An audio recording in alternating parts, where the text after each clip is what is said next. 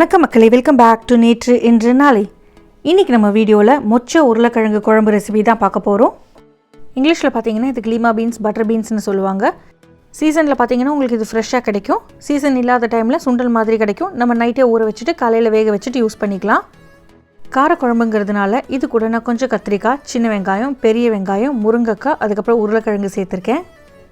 நல்ல புளிப்பாக காரமாக இருக்கக்கூடிய இந்த குழம்பு டல்லாக இருக்கிறவங்க டேவை பிரைட் ஆக்கிடும்.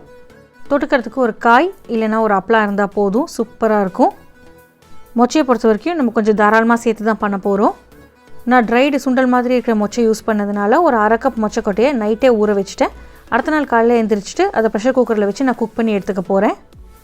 கூட நம்ம இந்த காய்கறிகள்லாம் சேர்க்கும் போது நம்மளுக்கு இன்னுமே ஃப்ளேவர் நல்லாயிருக்கும். வாங்க இதை எப்படி பண்ணலாங்கிறத பார்த்துடலாம். அதுக்கு முன்னாடி நம்ம சேனலுக்கு நீங்கள் மறக்காமல் சப்ஸ்கிரைப் பண்ணிவிடுங்க. ஒரு கடாயில் 2 டேபிள் ஸ்பூன் நல்லெண்ணெய் சேர்த்து சூடு பண்ணிக்கோங்க. நல்லெண்ணெய் சூடானதும் நம்ம வெந்தயம் சேர்த்துக்கலாம். தாராளமாக ஒரு சிட்டிகை அளவுக்கு வெந்தயம் சேர்த்துருங்க. இது கூட ஒரு அரை ஸ்பூன் அளவுக்கு கடுகு சேர்த்துக்கலாம். கடுகு நல்லா வெடிச்சதுக்கு அப்புறமா கருவேப்பிலை சேர்த்துருங்க. கருவேப்பிலை பொரிஞ்சதுக்கப்புறமா ஒரு பெரிய வெங்காயத்தை நீட்டமாக கட் பண்ணி நான் சேர்த்துருக்கேன். இது கூடவே 2 கைப்பிடி அளவுக்கு நம்ம தாராளமாக சின்ன வெங்காயம் சேர்த்துக்கலாம்.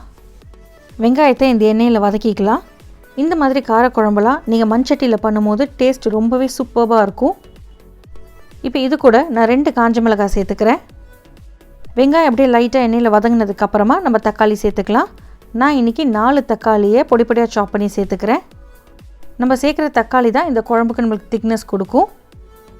தக்காளி விலை கம்மியாக இருந்தால் கொஞ்சம் தாராளமாக சேர்த்துக்கோங்க. இல்லை விலை ஜாஸ்தியாக இருந்தால் தக்காளியோட அளவு கம்மி பண்ணிவிட்டு நம்ம மாவு ஜாஸ்தியாக கரைச்சி கொட்டிக்கலாம். தக்காளி சீக்கிரம் வேகிறதுக்கு தேவையான அளவுக்கு உப்பு சேர்த்துட்டு நம்ம நல்லா மிக்ஸ் பண்ணி விட்டுட்டா தக்காளி சீக்கிரமே வெந்துடும். தக்காளி வெந்து குழையணும், அது வரைக்கும் பொறுமையாக இந்த மாதிரி மிக்ஸ் பண்ணிகிட்டே இருங்க. தக்காளி குழஞ்சதுக்கப்புறமா நம்ம பொடிகள் சேர்த்துக்கலாம். முதல்ல ஒரு அரை டீஸ்பூன் மஞ்சள் பொடி சேர்த்துக்கிறேன்.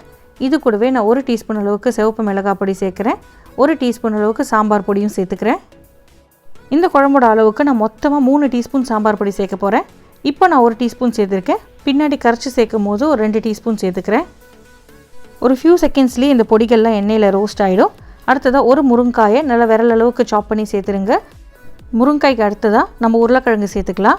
ஒரு 2லேருந்து 3 உருளைக்கிழங்கை நல்லா வாஷ் பண்ணிவிட்டு தோலோடவே பெருசாக கட் பண்ணி இதில் சேர்த்துட்டிங்கன்னா உங்களுக்கு சாப்பிடும்போது ரொம்ப நல்லாயிருக்கும். உருளைக்கிழங்கு, முருங்காய் எல்லாத்தையும் நல்லா மிக்ஸ் பண்ணிவிட்டு நம்ம தண்ணி சேர்த்துட்டு வேக வச்சுக்கலாம். பொறுமையாக ஒரு மூடி போட்டுட்டு வேக விட்டுருங்க. காயெல்லாம் இந்த பக்கம் வெந்துட்டுருக்கும் போதே பேரலாக நீங்கள் மொச்சக்கொட்டையுமே குக்கரில் வச்சு வேக வச்சு எடுத்துக்கோங்க. இந்த குழம்புக்கு நான் கத்திரிக்காயுமே சேர்க்க போகிறேன். ஆனால் இந்த காயில் ஒரு 3/4 பங்கு வெந்ததுக்கப்புறமா நம்ம கத்திரிக்காய் சேர்த்தோன்னா கத்திரிக்காய் குழையாமல் நல்லாயிருக்கும். நீங்கள் இந்த காய் கூடவே நீங்கள் கத்திரிக்காய் சேர்த்துட்டிங்கன்னா அது குழம்புல எங்கே இருக்குன்னே தெரியாது, சீக்கிரமாக குழஞ்சிடும். கத்திரிக்காய் சேர்த்துக்கலாம். ஒரு 2 பெரிய சைஸ் கத்திரிக்காவை நான் பெருசாக கட் பண்ணி சேர்த்துருக்கேன்.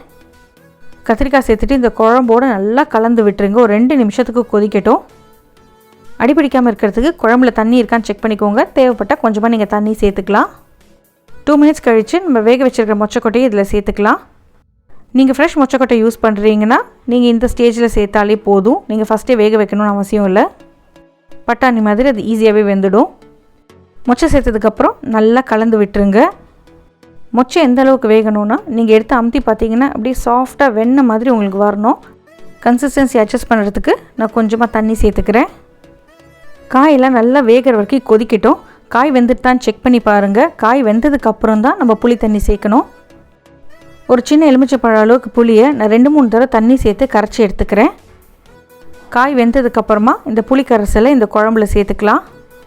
நீங்கள் முன்னாடியே புளிக்கரைசல் சேர்த்துட்டிங்கன்னா காயெல்லாம் உங்களுக்கு வேகாது, கத்திரிக்காயில் நறுக்குன்னு தான் இருக்கும். அதனால தான் எப்போவுமே காய் வெந்ததுக்கப்புறமா நம்ம புளியை சேர்க்குறோம். புளியோட பச்சை வாசனை போகிற வரைக்கும் குழம்பு நல்லா கொதிக்கிட்டோம். கொதிக்க குழம்புமே நம்மளுக்கு நல்லா திக்காய் வரும். இப்போ ஒரு பவுல் எடுத்துக்கோங்க. பவுலில் 1 டீஸ்பூன் அளவுக்கு ஜீரகப்பொடி, 1 டீஸ்பூன் அளவுக்கு தனியா பொடி சேர்த்துக்கலாம். 2 டீஸ்பூன் சாம்பார் பொடி, அதுக்கப்புறமா 1 டீஸ்பூன் அளவுக்கு அரிசி மாவு சேர்த்துட்டு கொஞ்சமாக தண்ணி சேர்த்துட்டு கட்டி உருண்டைகள் இல்லாத வரைக்கும் நம்ம கரைச்சிக்கலாம். நல்லா ஸ்மூத்தாக ஒரு விழுது மாதிரி வரும். இந்த விழுதை நம்ம கொதிச்சிட்டு இருக்கிற குழம்புல சேர்க்க போகிறோம். நீங்கள் இந்த மாதிரி பொடிகள்லாம் டைரெக்டாக கொதிக்கிற குழம்புல சேர்த்திங்கன்னா கண்டிப்பாக கட்டி தட்டும். அதனால தான் நம்ம இந்த மாதிரி பவுலில் கொஞ்சமாக தண்ணி சேர்த்து கரைச்சிட்டு அதுக்கப்புறம் குழம்புல சேர்க்குறோம். இந்த பொடியெல்லாம் சேர்த்ததுக்கப்புறம் ஒரு 3-4 நிமிஷம் நல்லா கொதிக்கட்டும். கொதிச்சதுக்கப்புறமா அடுப்பை ஆஃப் பண்ணிவிட்டு 1 டேபிள் ஸ்பூன் அளவுக்கு பச்சை நல்லெண்ணெய், பச்சை கருவேப்பிலை கொஞ்சமாக சேர்த்துட்டு மூடி வச்சுடுங்க. மண்பானையோட சூட்டுக்கே இது இன்னும் கொஞ்சம் நேரம் உங்களுக்கு கொதிச்சிட்ருக்கும். கொதிக்க திக்காயிடும். ஜோன்னு மழை பெய்யும் போது சூடாக சாதம், கொஞ்சமாக நல்லெண்ணெய், இந்த குழம்பையும் சேர்த்துட்டு ஒரு அப்பளம் வச்சு சாப்பிட்டிங்கன்னா அவ்வளோ நல்லாயிருக்கும். இந்த ரெசிபியை ட்ரை பண்ணி பார்த்துட்டு எப்படி இருக்குன்னு சொல்லுங்கள். நம்ம சேனலுக்கு நீங்கள் ஃபர்ஸ்ட் டைமாக வரீங்கன்னா லைக் பண்ணுங்கள், ஷேர் பண்ணுங்கள், மறக்காமல் சப்ஸ்கிரைப் பண்ணுங்கள். இன்னும் ஒரு நல்ல வீடியோவோட உங்களை நான் நாளைக்கு சந்திக்கிறேன். தேங்க்ஸ் ஃபார் வாட்சிங்.